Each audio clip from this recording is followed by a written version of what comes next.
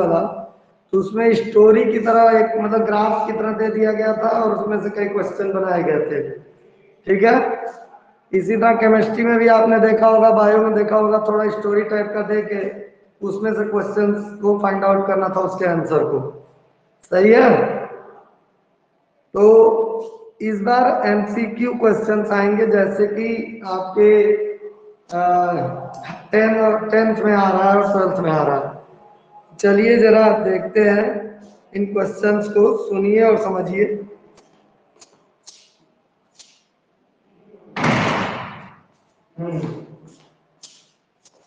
चलिए एकदम स्टार्टिंग से करते हैं काम।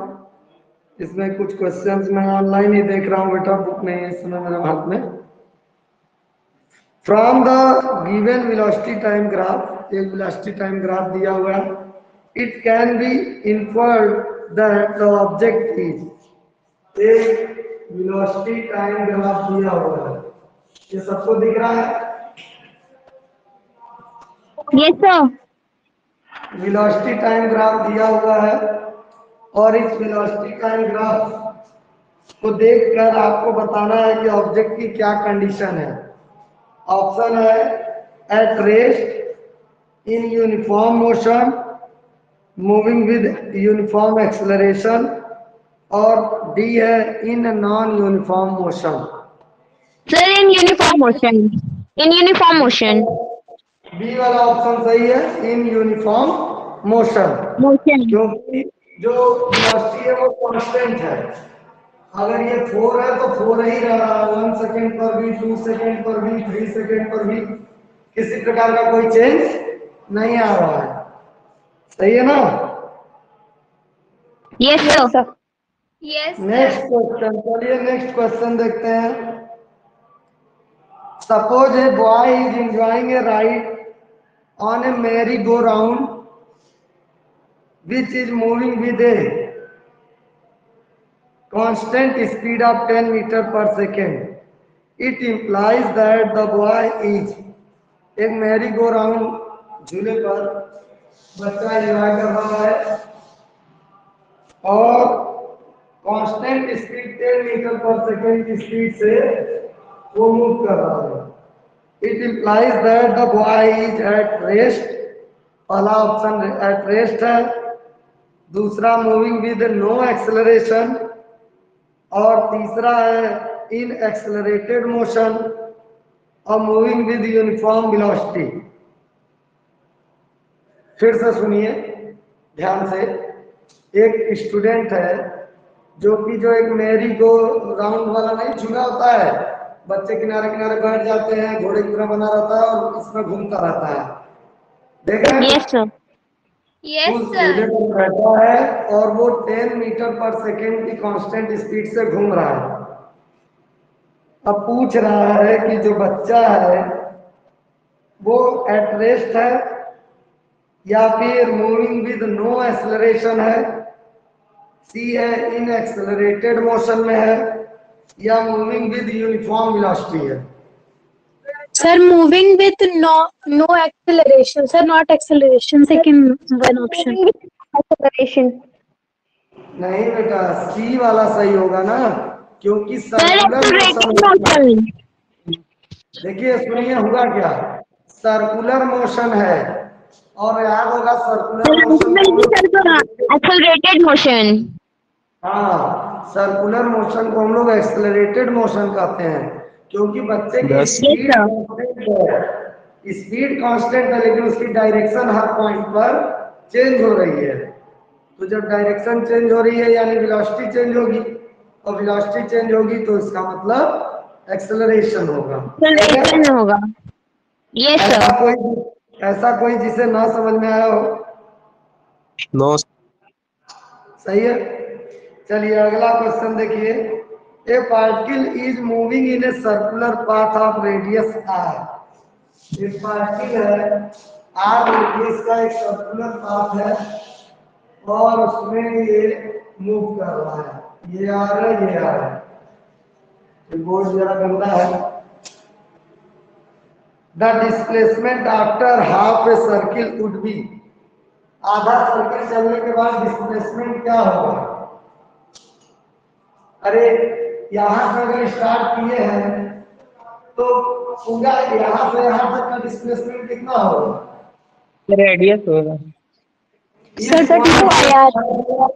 पूरा चक्कर लगा के कहाँ पहुंचा, तो डिस्प्लेसमेंट कितना होगा? Sir, 2 pi r. 2 r sir. Pi r सब pi are. Sir 2 pi r.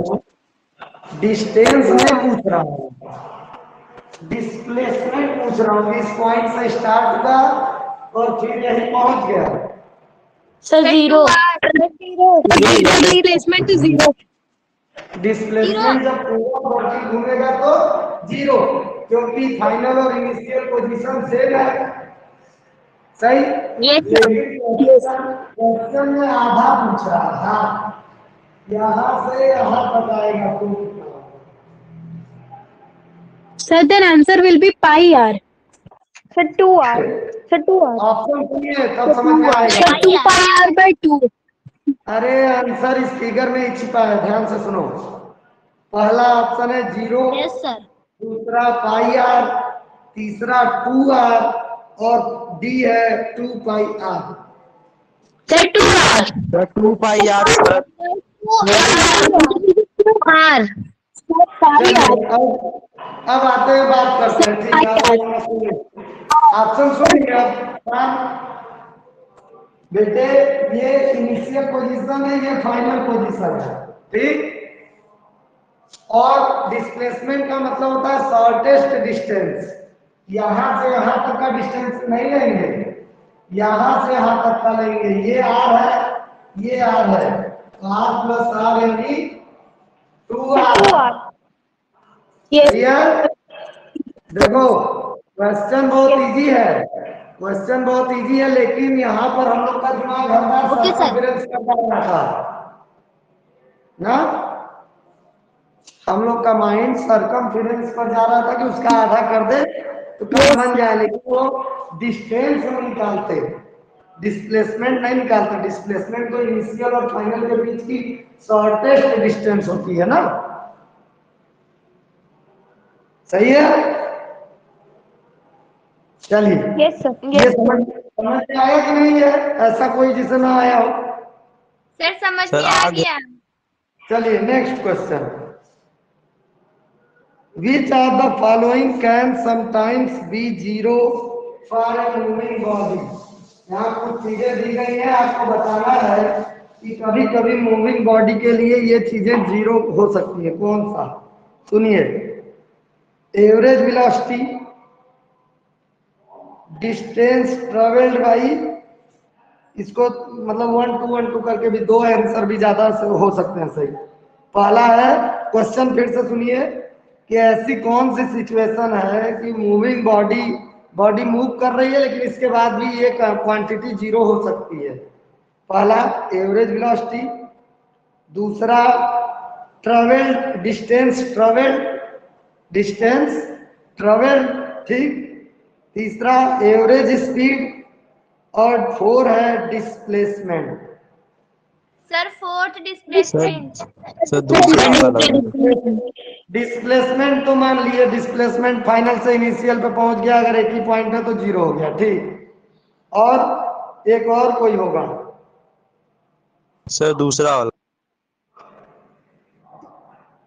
अच्छा बताइए, एवरेज वेलोसिटी कभी 0 हो सकती है कि नहीं?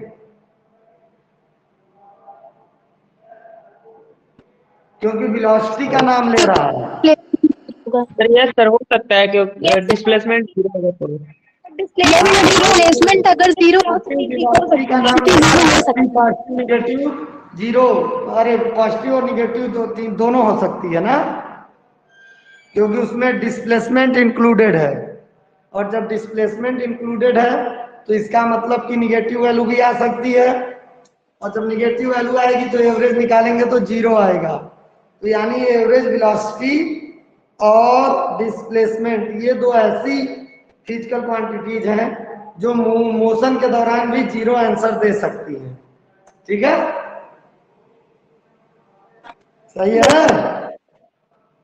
चलिए एक बहुत अच्छा क्वेश्चन है, सुनना है इसको ध्यान से।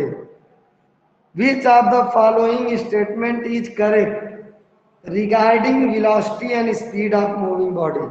Velocity और स्पीड से रिलेटेड कुछ पॉइंट्स दिए हैं, उनमें कौन सा ट्रू है कौन सा फॉल्स हमको ये देखना है।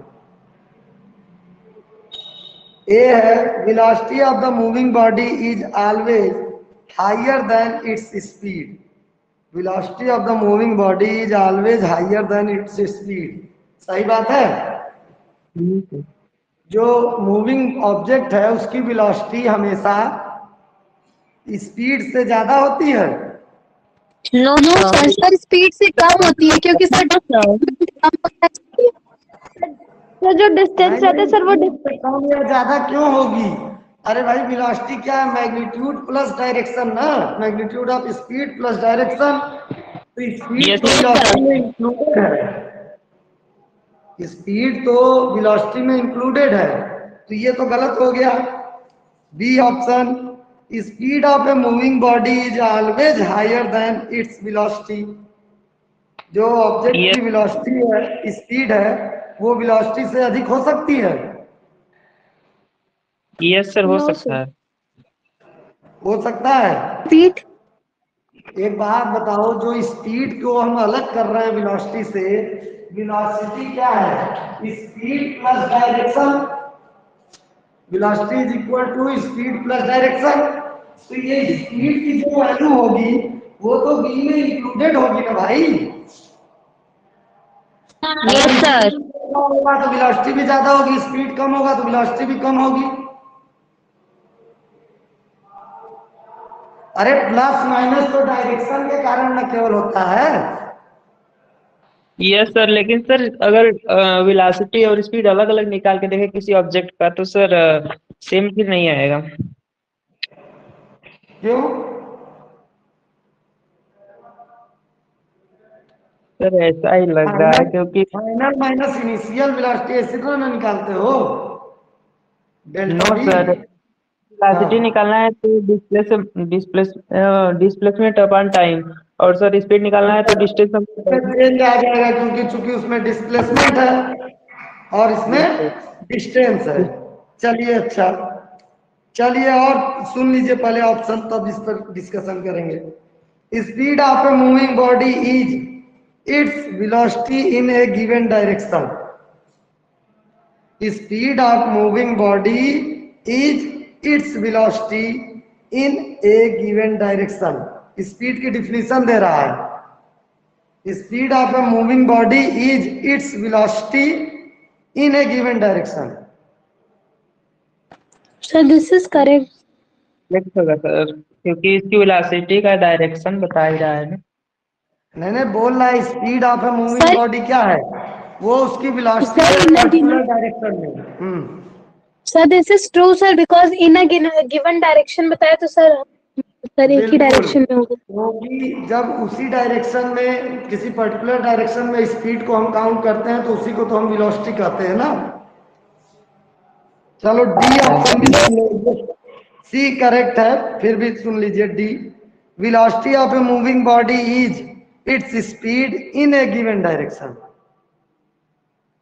अब बताइए सर व्हाट? कौन सा सही होगा? दोनों एक दूसरे के अपोजिट है, सुनो ध्यान से। Speed of moving body is its velocity in A given direction, और डी है velocity of moving body is its speed in A given direction.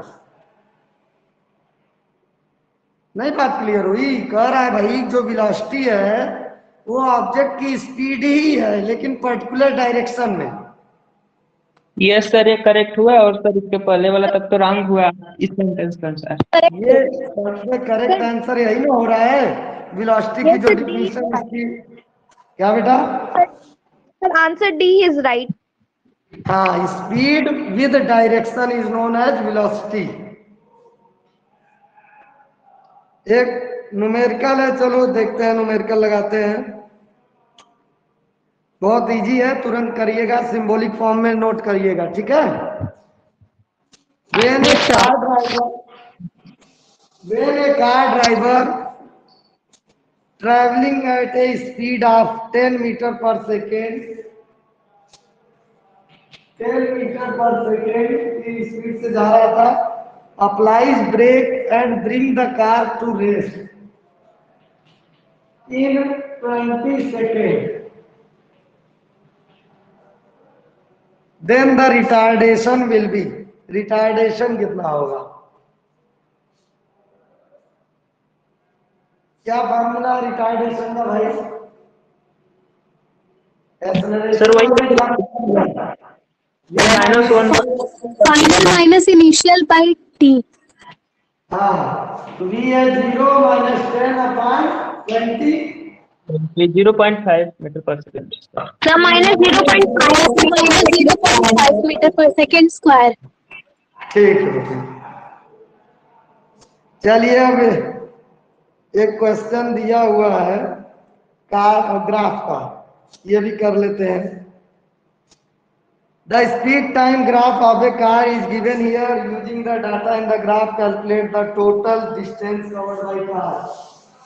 Total distance covered by car, ये हम लोग एक ग्राफ में स्पीड टाइम ग्राफ में ये लोग पढ़ चुके हैं। फिगर देखकर हम लोग निकाल लेते हैं वैल्यू। सही है, देखिए ये ग्राफ दिया हुआ है 30, 25, 20, 15, 10, 5, 10, 15, 20, 25, 30, ये है वेलोसिटी स्पीड है इधर, और टाइम दिया हुआ है, ये ग्राफ बना देता हूं।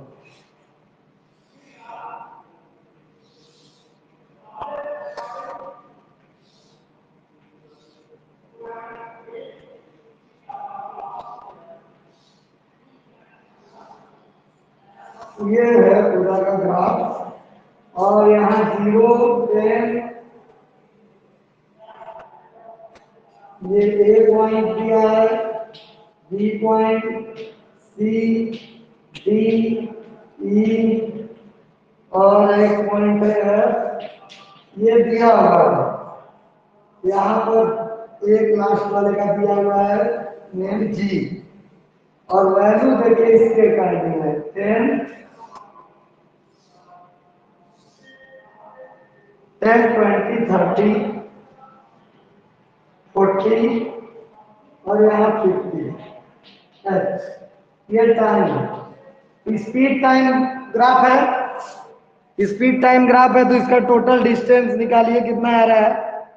Total distance covered by the car. Figure से हम लोग कैलकुलेट करते हैं ना, याद आ रहा है कुछ? यस सर, कर रहे हैं। Yes, sir. हाँ, ट्रायंगल बन रहा है, इसी का एरिया फाइंड आउट कर ले, इस वाले ट्रायंगल का। Sir, 750 meter per second. Sir, 750 meter. अब सबको करने दीजिए, देखते हैं। सब लोग सॉल्व कीजिए। इसमें ऑप्शन 750 तो ऑप्शन ही नहीं है, ध्यान से कीजिए, 750 ऑप्शन नहीं है। So S is equal to area of triangle। कौन सा ट्रायंगल लें? ये लाइन यहाँ से स्टार्ट है, वैसे यहाँ से चलना शुरू किए, तो ये वाला ट्रायंगल लेंगे AFG ना। कुछ गलत तो नहीं कर रहा हूँ? नो सर, डिस्टेंस निकालने के लिए। No, sir. Into base into height. Triangle का फॉर्मूला यही होता है, एरिया का half into base into height, 1/2 base. Base तो यहाँ से पूरा ले लेंगे 50, और हाइट ये वाली लेंगे, तो यहाँ देखो 5 से स्टार्ट है 30 तक, तो ये 25 है। होगा ना, ये वाला 5 माइनस करना होगा छोड़कर, तो 25 हो जाएगा। Yes, sir. बताओ, कुछ गलत हो रहा है लेकिन अभी। Then 6 to 5 then. कौन सा? Sir, sir 6 to 620. 5 मीटर है। Then 625 meter then. नहीं, ये नहीं, 25 मीटर हो जाएगा, क्योंकि यहाँ 5 से स्टार्ट करेंगे ना, यहाँ माइनस कर देंगे और यहाँ 50 लेंगे, बेस हाइट हमने ले लिया 25, तो अब कितना आया? लेकिन इसके अनुसार तो हम लोग का आंसर नहीं आ पा रहा है, क्या गलती हो रही है? ये कह रहा है ऑप्शन इसका 875 मीटर आ रहा है आंसर। जरा देखें तो क्वेश्चन को फिर से पढ़िए। The speed time graph of A car is given here, using the data in the graph calculate the total distance covered by the car. तो हम लोग तो सही ही चल रहे हैं रूल से, कुछ गलती तो हो नहीं रही है। यही ट्रायंगल बनेगा, टोटल डिस्टेंस कवर्ड, इसका जो एरिया निकलेगा यही निकलेगा 1/2 इंटू बेस इंटू हाइट। क्यों? Excuse me sir, sir SOGH का भी एरिया ऐड किया है उसने। किसका एरिया? ये यस सर, इसलिए। इसको क्यों कवर किया है? यस सर, क्योंकि सर उसका एरिया आ रहा है 250 मीटर और उसका तो 625। Yes sir. ये Yes, sir. करेंगे तो 40 हो जाएगा ना। हाँ, तब शायद आ जाए, लेकिन तब भी 700 ही आएगा। अगर इसको No. पूरा ले लेंगे, ये वाले को भी 30 ना आएगा भाई। सर एरिया सर AGHO का एरिया और सर ट्रायंगल AFG का एरिया प्लस कर रहे हैं तो 875 आ रहा है। तो ये वाला एरिया क्यों ले रहा है? सर उसमें भी लेना हो। अच्छा रुको रुको, एरिया अंडर द ग्राफ होता है ना, area Yes, under sir. The graph. ये ग्राफ है, इसके अंदर में जितना आएगा उसका एरिया निकालना है। सही है, सही है। ये ट्रापेजियम बन रहा है, तो ट्रापेजियम ना करके हम ट्रायंगल प्लस रेक्टेंगल करेंगे। बिल्कुल सही, जो हम लोग पढ़े हैं उसमें भी यही हम लोग पढ़े हैं कि जो ग्राफ दिया है उस ग्राफ के अंडर में जितना दिखा रहा है फिगर, वो पूरे का एरिया निकालना होगा। सही है, तो ये तो हुआ ट्रायंगल का एरिया पूरा ही निकल सकते। S is equal to triangle क्या है, AFG प्लस रेक्टेंगल OAGH। हाँ सही है, पूरा इस ग्राफ के अंदर में जितना फिगर आएगा उसका एरिया निकालना। सही, 1/2 into base into height plus length into breath. तो 1/2 बेस है भाई, कितना हो रहा है? तब तो ये पूरा लेंगे 50 बेस और हाइट भी पूरी लेंगे तब, क्योंकि यहाँ से पूरा ना लेंगे। सर 30।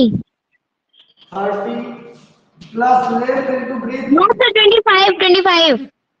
क्यों? सर 25 लेंगे sir. Sir Because area of rectangle will be from 5 ना। यहाँ से स्टार्ट हुआ है इसलिए। Sir Because the triangle is forming at 5 meter per second ना। अच्छा, ट्रायंगल की बात हो रही है, सॉरी। ठीक, 25 और बेस इंटू हाइट, इसका तो पूरा ले लेंगे यहाँ से। ये 5 सर 5 into 50। 50 इंटू ब्रेथ हो गई 5। तो 25 ये आएगा 625 प्लस कितना आएगा? 250। 250। ये आया 875 मीटर। ठीक, यस सर। इस तरह से होगा। ठीक है बेटा, बहुत अच्छे, सही है। ये एरिया अंडर द ग्राफ हमको निकालना रहता है। तो यहाँ दो फिगर, या तो ट्रापेजियम का फार्मूला लगा के निकाल लेंगे या फिगर, और यहाँ जो 25 दिया है उसके पीछे रीजन ये है कि ये ट्रायंगल को हम कंसीडर कर रहे हैं ना, हाफ बेस इंटू हाइट, तो इतना ही हाइट लेंगे जो ट्रायंगल वाली हाइट बोल रही है, और इसमें हम ये ब्रीथ लेंगे और ये लेंथ। सही है, 875 इज द राइट आंसर। चलिए एक और न्यूमेरिकल है, उसको ट्राई करते हैं। A car of mass 1000 kg is moving with a velocity of 10 meter per second. एक car of mass 1000 kg is moving with a velocity of 10 meter per second. If the velocity time graph for the car is a horizontal line parallel to time axis, then the velocity of the car at the end of 25 second will be. फिर से सुनो, car का मास दिया है 1000 kg और velocity दिया है 10 meter per second, ठीक है, 10 मीटर पर सेकेंड। टाइम दिया है 25 second.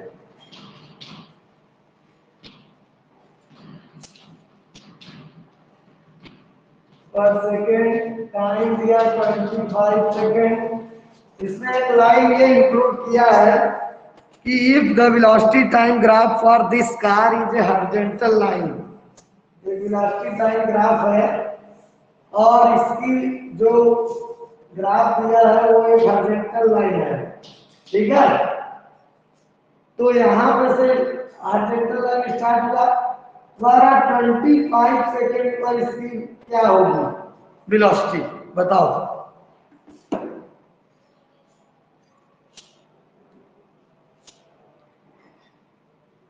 Sir 10 meter per second. ये फिगर देख के ही बता देना है, इसमें कोई कैलकुलेशन नहीं है। अरे सर द वेलोसिटी हाँ, बिल्कुल सही है, सही बोल रही है। You are parallel to time axis, यानी यहाँ पे जो 10 मीटर पर सेकेंड रहा होगा उसी वेलोसिटी से वो चल रहा है और 25 सेकेंड बाद भी वही वेलोसिटी न रहेगी, क्योंकि ये sir 10 meter per second time axis के पैरेलल ये लाइन है ना, सही। Yes sir. Yes sir. कोई कंफ्यूजन है यहाँ? No no sir. चलिए एक क्वेश्चन अब आगे है भाई, सुनिए।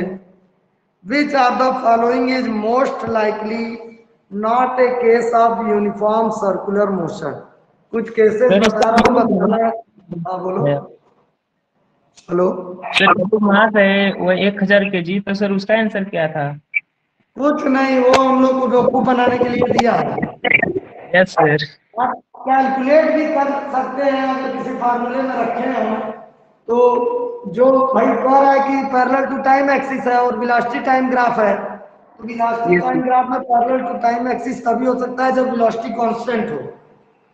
अभी इससे पहले एक ने फिगर बनाए थे ऐसे, तो देख के बताया था आपने। पैरेलल टाइम एक्सिस दुनिया भर की कहानी दिया है, लेकिन फिगर अगर हम बना लेंगे तो हमारा आंसर वहीं से मिल जाएगा।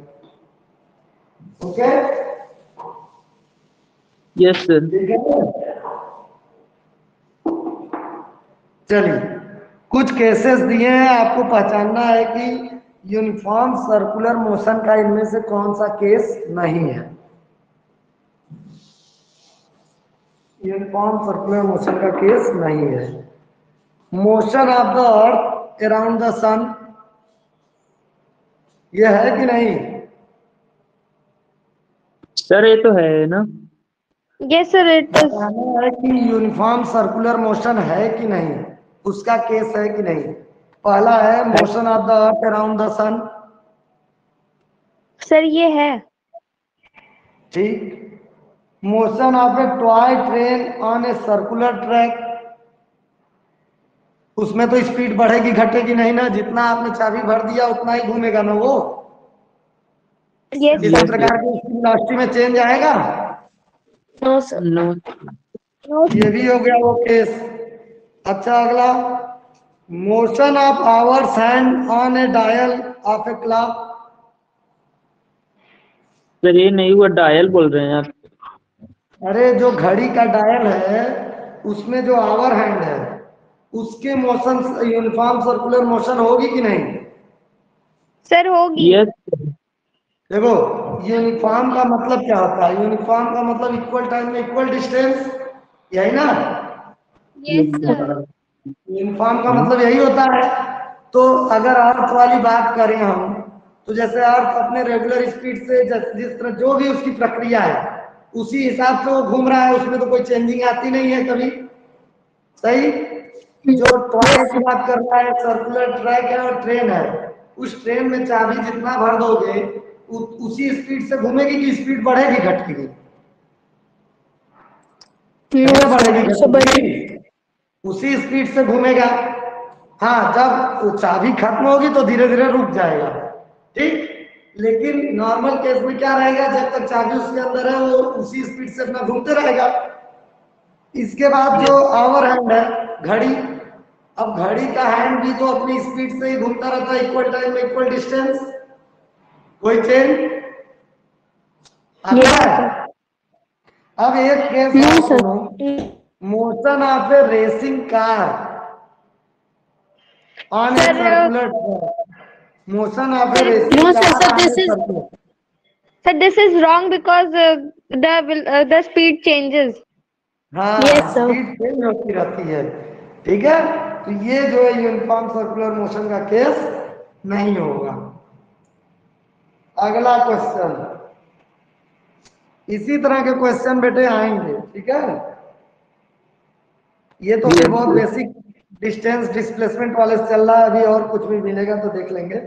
इन which of the following cases of motion the distance moved and the magnitude of displacement are equal. कुछ केसेस दे रहा है और कह रहा है कि बताइए वो कौन सा केस इनमें से होगा जिसमें डिस्टेंस का मैग्नीट्यूड, सॉरी, जितनी दूरी चली गई और डिस्प्लेसमेंट का मैग्नीट्यूड इक्वल होगा। कौन कौन सा केस होगा, चलिए देखें। The car is moving on a straight road, सही होगा कि गलत? सर सही होगा। सर सही है, क्योंकि लीनियर मोशन में बात कर दिया, स्ट्रेट लाइन की, तो जितनी दूरी तय करेगा उतना ही डिस्प्लेसमेंट भी होगा। अगला, if the car is moving in a circular path. No No, sir. sir, sir इसमें वेलोसिटी चेंज होगी। हो गया, डिस्टेंस तो होगा लेकिन डिस्प्लेसमेंट तो जीरो हो जाएगा, बार बार एक ही पॉइंट से पास होगा। इनिशियल फाइनल हो। फिर third, the pendulum is moving to and fro. जो पेंडुलम है वो टू एंड फ्रो मोशन जो कर रहा है, उस केस में बताइए इक्वल होंगे डिस्टेंस और डिस्प्लेसमेंट? सर इक्वल नहीं होगा, बट सर डिस्प्लेसमेंट तो कुछ कवर कर Sir, लेगा। equal नहीं। Sir, equal नहीं होगा। Not but it will cover some distance. और ये होगा डिस्प्लेसमेंट।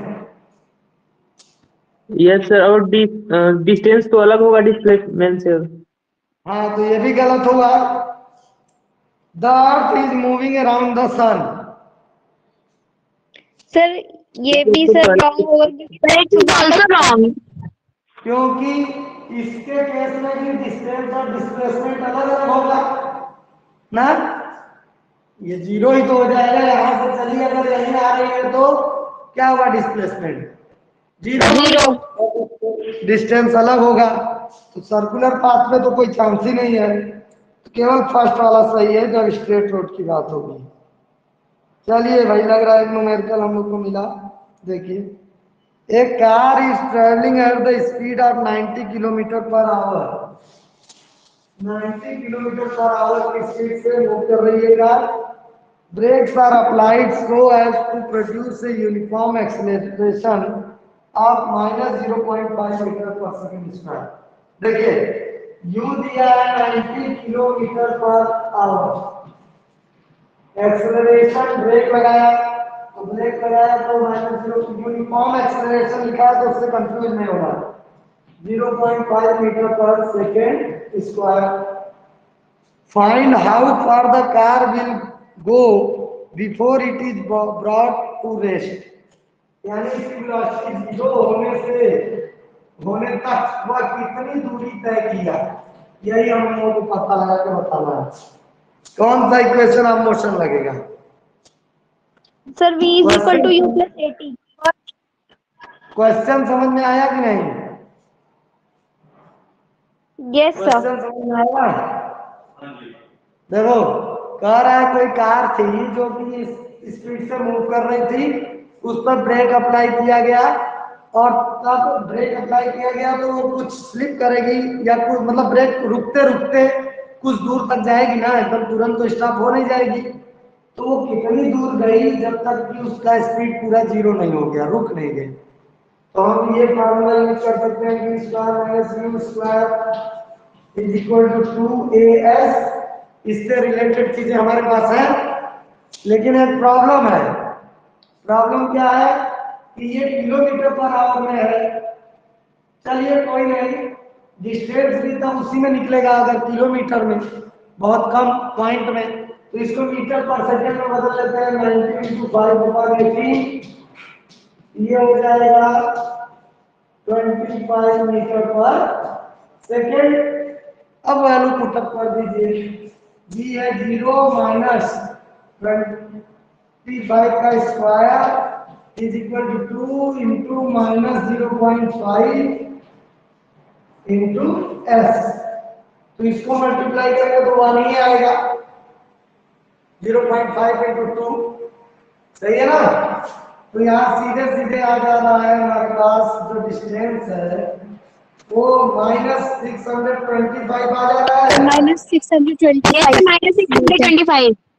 ये माइनस साइन बस इस बात का रिप्रेजेंट कर रहा है कि जिधर फोर्स लगा है उसके अपोजिट डायरेक्शन में जो है हो रहा था। वैक्यूम मूव किया इतने मीटर तक, जब तक कि वो रेस्ट में नहीं आए, ठीक है। सॉरी, यहाँ माइनस है, ये माइनस हम लोगों ने छोड़ दिया था, -0.5। यहाँ माइनस माइनस क्रॉस हो जाएंगे, ठीक है। एक लाइन बढ़ा दो, -625 equal to -s, minus minus cross हो गया, इतने मीटर आया, सही है बेटा।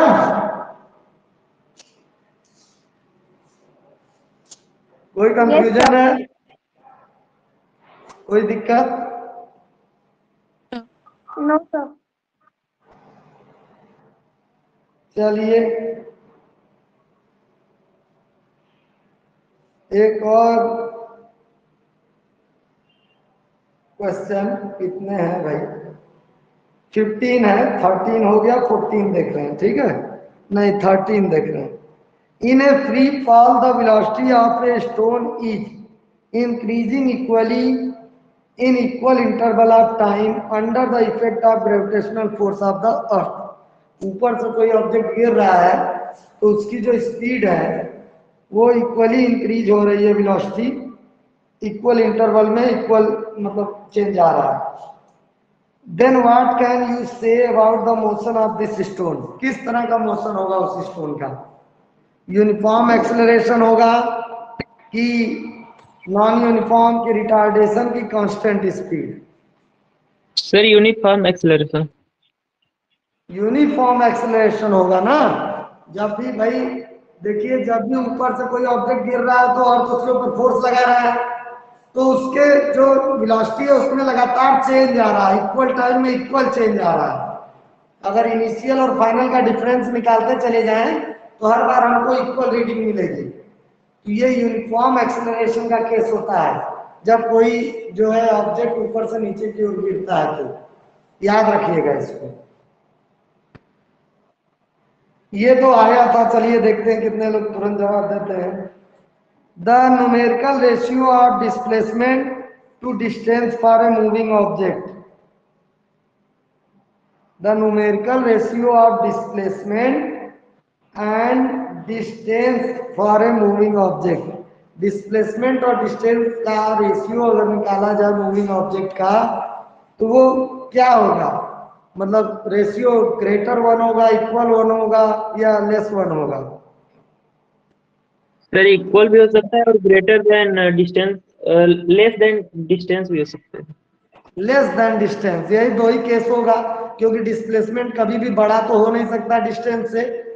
तो अगर डिस्टेंस और डिस्प्लेसमेंट और डिस्टेंस का रेशियो निकालेंगे तो ये हमेशा 1 के इक्वल या 1 से लेस होगा, ठीक है। या तो 1 के बराबर हो सकता है, क्योंकि स्ट्रेट लाइन मोशन है तो डिस्टेंस और डिस्प्लेसमेंट बराबर होंगी। तो अगर 5 मीटर डिस्प्लेसमेंट है, 5 मीटर डिस्टेंस है, तो आंसर 1 आ जाएगा, 1 के बराबर। और अगर मान लीजिए चेंज है, तो हमेशा हम लोग देखें कि जो डिस्प्लेसमेंट होता है वो शॉर्टेस्ट डिस्टेंस होता है। अभी जैसे ये वाला केस था, ये वाला केस, तो डिस्प्लेसमेंट आया था हमारा 2r और डिस्टेंस आएगा कितना आया, 2 पाई r आएगा ना। तो अगर इनका निकालेंगे 2r अपॉन 2 पाई r, तो देखो ये बड़ी वैल्यू हो गई। जब ये बड़ी वैल्यू हो गई डिनोमिनेटर में, तो आंसर हमेशा 1 से छोटा आएगा। तो वही चीज कह रहा है कि डिस्टेंस और डिस्प्लेसमेंट का अगर रेशियो निकाला जाए तो या तो इक्वल हो सकता है किसी किसी केस में, या जो है लेस होगा, ग्रेटर कभी भी नहीं होगा। 15 वाला क्वेश्चन चलिए देखते हैं, लास्ट क्वेश्चन है और बड़ा अच्छा क्वेश्चन है, इसको आप लोग तुरंत जवाब दे पाएंगे।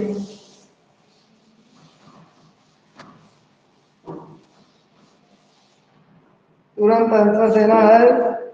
एक ग्राफ है, हाँ बेटा, डिस्प्लेसमेंट का ही ग्राफ, और ये ग्राफ इस तरह से है।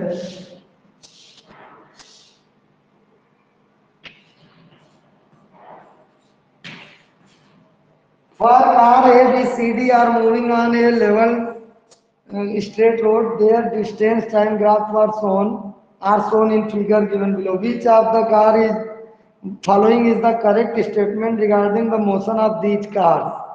कुछ क्वेश्चन दिए गए हैं, सुनिए, जो सही होगा वो बोलिएगा ना। Car A is faster than car D, याद होगा distance No, sir. No, sir, sir, first statement is false. ये No, sir. First one is false. ये स्लोप देखकर हम लोग बता देते हैं कि जिसका स्लोप जितना ज्यादा होगा उसकी स्पीड उतनी ही अधिक होगी। ज्यादा तो मतलब car A is faster than D, तब तो गलत हो गया।